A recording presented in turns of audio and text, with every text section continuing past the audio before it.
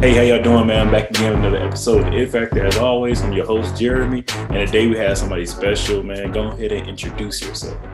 Hey, what's up, everyone? Happy to be here. My name is Jelyn Andrews, but also known as Jelyn Rocque to a few. Again, super happy to be here, Jeremy. Thanks for having me.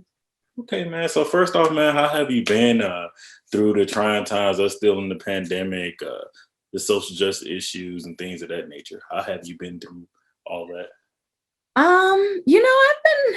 I wouldn't necessarily say okay. Well, in the beginning, when the pandemic first hit, it definitely, as many others, millions of other people across the globe, had to make that tough pivot. I was just getting in the swings of like getting involved in yoga and my workout routine, like going out. Just moved back to Chicago, so I was like making my little footprint back in the social scene and everything, and then just complete halt. And then of course with all the different, racial injustices that were going on, politics of the political climate, about how polarized we were as a country. That took a very big toll upon me, especially because it had an impact in the job that I do, which the viewers will find out a little bit later. But yeah, so it was stressful to say the least. I could say, yeah, I understand that, man. Stressful for me as well, man. Being a developer and trying to contact with the team and having these, I would say, black talks, and they didn't do it. So it was a lot, and it's still a lot to try to force their hand, but at least I picked that out there. So first off, man, I would say, how has life been, since graduating from ClarkAtlantaUniversity, man? How has it been, In the words of Future, life is good. I'm not going to say that everything was perfect, but I'm a big believer in everything happens for a reason. And I've been blessed enough to be able to travel. If you follow me on social media, you know that at one point it was like, what country are you in? My friends would always ask me, like, where are you? I'm a bit of a jet setter. So I got to travel to some really beautiful places, get to build and cultivate relationships with new people and just forge relationships and fortify relationships that had already been established like years ago. And even, as I mentioned before, reconnecting with my family and some friends when I came back to Chicago. So life has been really, really good, and time flew by. I'm like, dang, I'm old now. I don't know what's going on campus. There was one point I knew everything. But no, man. So what went into you, choosing Clark-Atlanta University and over any other colleges? Because I know of yourself, you had some more, probably options and things of that nature. I did actually. My number one school that I wanted to go to when I was in high school was actually Mizzou, because all of my friends went to Mizzou. And I studied, at that time when I was in high school, I actually was a radio personality and I wrote for a magazine. So I really wanted to study journalism, and Mizzou has a huge journalism program. And then I went to the high school that I went to was Mother Macaulay Liberal Arts High School. It is an all girls Irish Catholic school, and it's a predominantly white high school. So towards the end of my junior year and my senior year, I was like, basically screw going to a PWI. I really want to go to an HBCU. And it was actually between Howard and ClarkAtlantaUniversity. But I don't know. I just liked the idea of how close Clark was. I liked the culture, and then the idea of being in Atlanta. This is going to sound so funny, but that was when the song Racks on Racks on Racks came out. I was a huge Future fan, and I was like, I need to be where he is, and this sounds lit. So me, my mom, and my brother went on a college tour, went down to go visit Atlanta. And I like Clark. It just, the vibe felt right. Everything just felt right for me to be there. That's amazing, man. That's amazing. So, tell the viewers, about your day-to-day, your job, your title. Like, I when I heard the name, I was like, wow, that's amazing. Like, that's a cool name. I even researched a little bit. I'm like, wait a minute, let me see. So, tell me a little bit how your day-to-day goes. So just to start off, I am a global learning delivery specialist. I work underneath the application WhatsApp specifically. So that's underneath the umbrella that is Facebook Inc. So what that means, global learning delivery specialist, is a heavy emphasis on the learning delivery aspect. So I actually work with the global learning operations team within customer operations for WhatsApp. My day-to-day is working out like the knowledge for adult learning theories and instructional design, understanding the regulatory environments and compliance standards and how they impact the business. So my day-to-day is really different because it's not just like I focus on one region of the United States or one state. I'm actually global. And when I say global, it's like legit. I deal with people like that deal with linguistics, doing translations, because I have people that speak multiple different languages. So that is, deal effectively with ambiguous and unstructured problems and situations, because everything and anything happens in this world. Analyzing and synthesizing some of our training plans across multiple sources. And it's my job to effectively translate this across our entire organization into all of our workforce, including our vendors and contractors. And then overall, it's really, really about collaboration. I mean, when you work for a social media company, this internet company, a messaging company specifically, I have to collaborate with all of our cross-functional partners about our learning organization and create the most effective, efficient, and impactful solutions for everyone. Okay. So you got a pretty healthy job, I would say, because you global. So say you all over. That's yeah. You tapped in everywhere. So you tapped in everywhere. That's a blessing, man. I am. As I mentioned earlier, I'm a jet setter. I have a travel bug. So when it comes to just immersing myself in different cultures and being exposed to that, I'm thankful and blessed and grateful to be able to have that experience, to be placed in what I get paid to do every day. So I'll just say, keep being great, man. Keep doing what you're doing, man. I'm so definitely proud to be able to know you, have your network, things of that nature. So that goes into the next question. So tell me a little bit, about diversity and inclusion, how that fits into your life and how it's a daily thing for you. And what are you a part of that hits those points? So diversity and inclusion has honestly been a part of my life since I grew up. Coming from Chicago, it is a very multicultural city. So you get exposed to everything and everyone. I will say that although it is multicultural, Chicago is very segregated as well.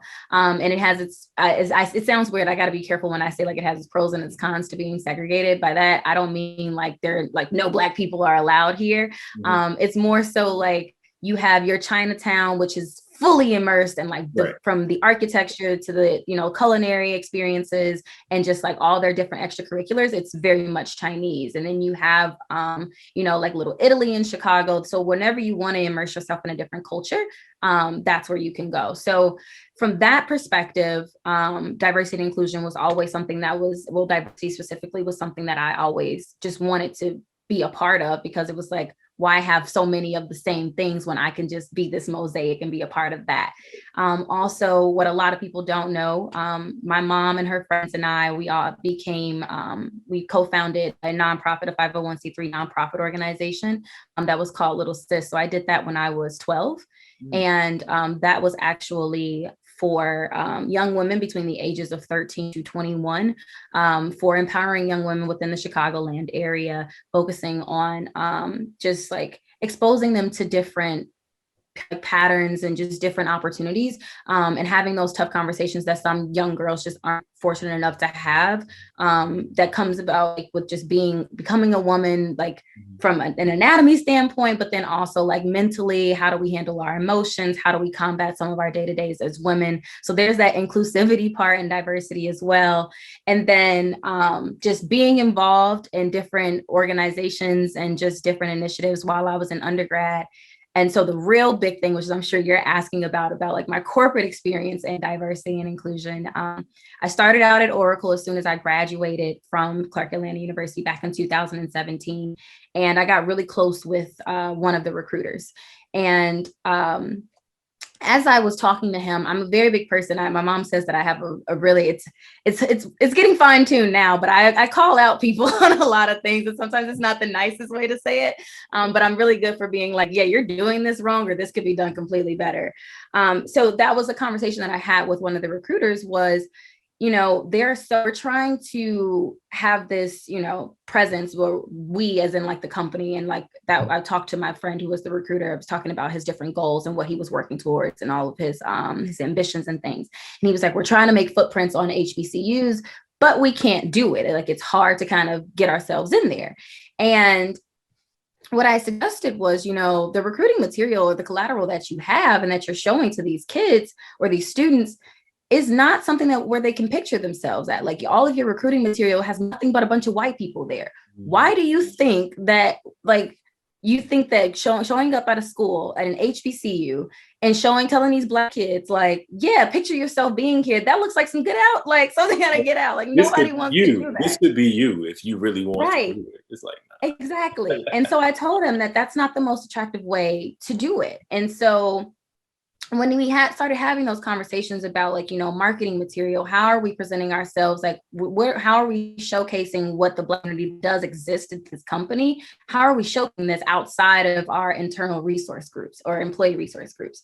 So it became a conversation like, oh, well, we don't have the bandwidth to do it. And I'm also the type of person like, well, screw it, I'll do it myself. And because I was working in sales at that time and my mom had paid for a 4-year undergraduate education in radio, television, and film, I was like, well, I'm going to go and make the recruiting material myself. So I gathered a bunch of my colleagues from all different organizations within the company that were I was living in Austin at the time, Austin, Texas, gathered all of them. We sat down, did an interview with each one of them, cut and edited the video and sent it to the head of HR. And it went all the way up to like the founder of Oracle, Larry Ellison. So that's how he knows me. And may rest in peace, Mark Hurd, who was the CEO at the time. And they actually approved the video, ended up flying out a bunch of people from the media team. And that's how I got involved in being like the D&I girl, because from there, all the other employee resource groups were like, how can we make ourselves better? What can we do? And like, I just really got into like making sure that everyone just felt like they could show up as authentic selves and that they felt like they belong, not just that they were hired to be a quota fix, I like that, man. That's amazing. You hit on some points there though, for real, because I feel like a lot of companies need that. Even my company, man, everybody, they need it. And even when we bring up certain things, they always like to run to the hideaway and say, well, we gonna get, people regardless, but we can't change it because we don't have the money. And it's like, yeah, you do. Yeah, people, it's crazy when you show them the vision, and it's unfortunate that you have to, the kind of walking on eggshells that you have to do and the patience that you really have to have, especially if you're spearheading one of these types of initiatives. But it's well worth it. It's a lot of work. So anyone watching who's aspiring to do it and you're like looking for the motivation, it's like, it's well worth it in the end, but it definitely does take a lot of work. And sometimes it is a thankless job, but you see the impact later on down the line. And it's significant, because when I look at the amount of people who were hired specifically from HBCUs and the opportunities that just my one bright idea with my audacity, what that created, it's more than I could ever ask for. That's amazing, man. So, man, what's your it factor, man? Why you do what you do? Whenever I'm asked these types of questions, I never know. I literally called all my friends and I was like, what is my it factor? So, and like one of the biggest things that kept coming up was my energy. I've been told that my energy is infectious and it's something that can be felt immediately. It's often been described as powerful and sometimes a little bit intimidating, just because I'm very direct and I'm very bold. So that also kind of makes people want to pull out and be bold as well. And that can be scary for some people too, because it's like, oh, I don't know if I want to talk to her. But that, as far as like holistically, it's my energy, and what that is what that is composed of is my confidence, my genuine curiosity, my desire to explore, and just naturally charismatic and ambitious. That's amazing, man. That's amazing. I would say that off of meeting you on campus, man, seeing you a couple of times, I was like, that's a powerful Black woman right there. She doing some great things, So even to follow up now and to hear that from you, it's the truth, man. You're right about it. I'm proud of you, man.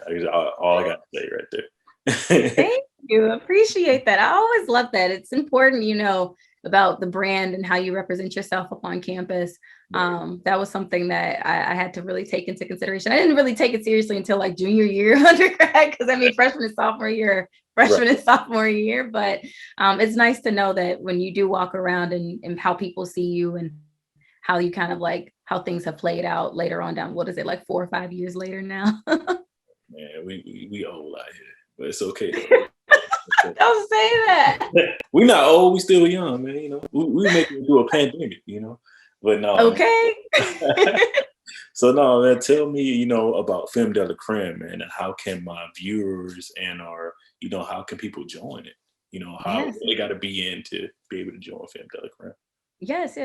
So just to start off, Femdelacreme Incorporated, now we just got incorporated just a few months ago, is a mentoring and empowerment organization that was actually founded to create a community where Black girls can tap into their full potential.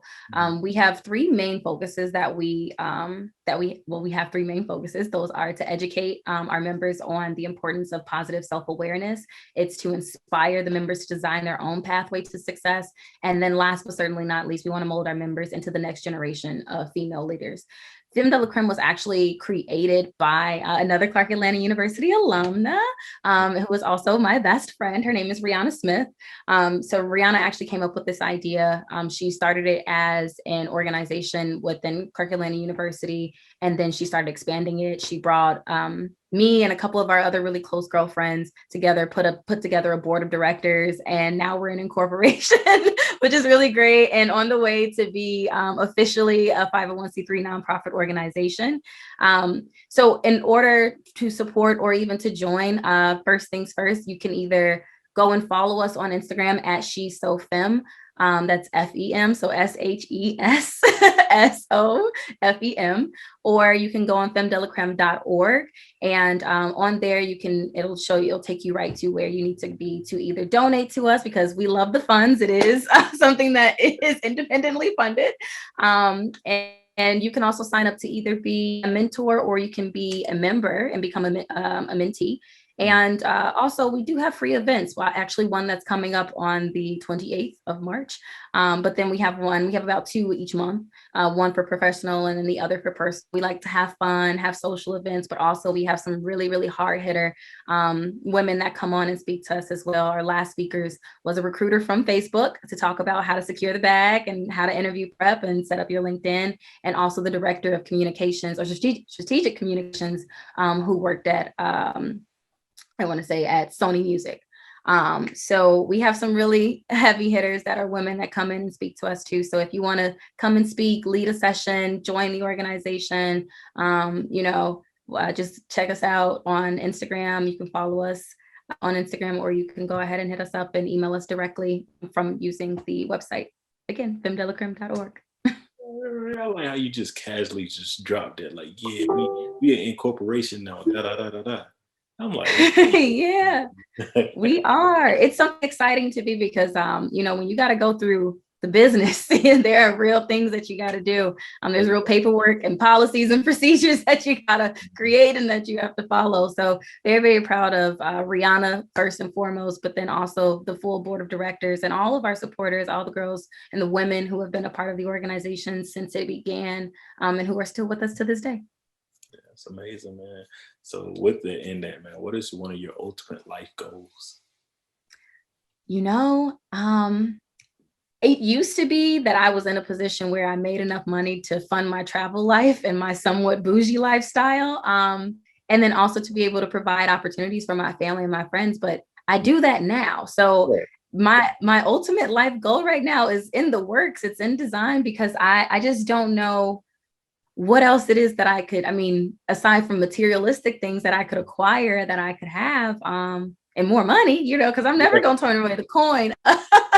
But ultimately, I don't know, maybe just to start, maybe make Fem or make my own organization that provides more economic and just personal and professional development opportunities as well. And just for everybody, I'm all about sharing the wealth. It's not always about winning for myself, but what can I do to help other people get to where they need to be? I have no problem with being the stepping stone in life, because I've had so many people help me and lift me up. So what's the old saying, lift as you climb? I'm like skyrocketing everybody up here. Supposed to do. That's what you're supposed to do, man. So in that, man, kind of closing out here, do you have any questions for me? Where do you see the it factor turning into next? What's the next big thing for you? The next big thing, to be honest, is these campuses to open up. and me being able to, go speak to students and be that face to let them know like what's next. Like once you graduate in computer science, once you graduate in mass media, have that person to come with me and speak, and just turning that into, if it could be a network of own or a network that's already presented and made, so that I can just show people, man, what Blacks out here doing and what we're out here just changing the narrative, as I like to say. So that's what I see the It Factor as, man. And it's actually doing better than, I started with. I was like, okay, cool. So every week I measure it off of how many people have I helped, not the likes, not the people that follow me. It's the thing of like, how many people have I helped and how many people have I networked with to pass it on to someone else, so. Hey, you and me, we here. We here connecting the dots. I love that though. And I'm sure I can see it already that it's going to take off. So can't wait to see what else you have in store, for real. Thank you, man. So that's pretty much it on this wonderful Friday, man. You can get back to your week, things like that. Whoa, one minute. Well, do you have anything you want to shout out? Any person, any people that you want to shout out? Man, that's the shout out list is long. I just want to shout out to everybody, all of us specifically, as Black people, as young Black professionals. It's an interesting time for us to be able to navigate to, like you said, redesigning what this pathway looks like to success, and really just finding ourselves, especially when you come out of undergrad and you're like, you thought you had this mindset of who you were going to be and where you were going to be. And then you hit like mid-20s and it's like, yeah.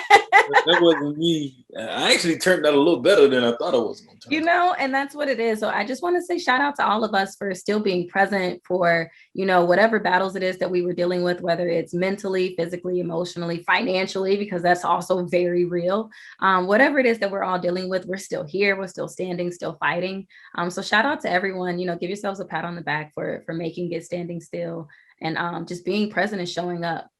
It's amazing, man. So with that, that's the show. Thank you. Peace out, y'all.